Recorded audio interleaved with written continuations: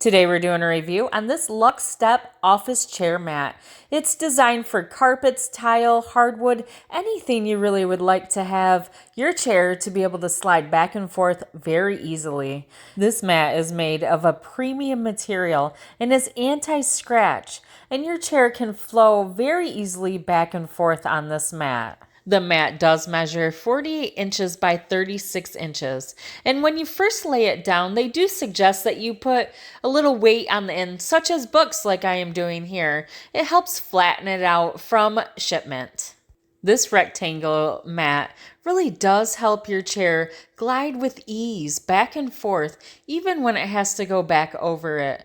I love that fact because my chair was always getting stuck on the grout, and with this mat, I'm not going to have that issue. Another great feature about this mat is if you do spill something, it's easy to clean up and wipe down.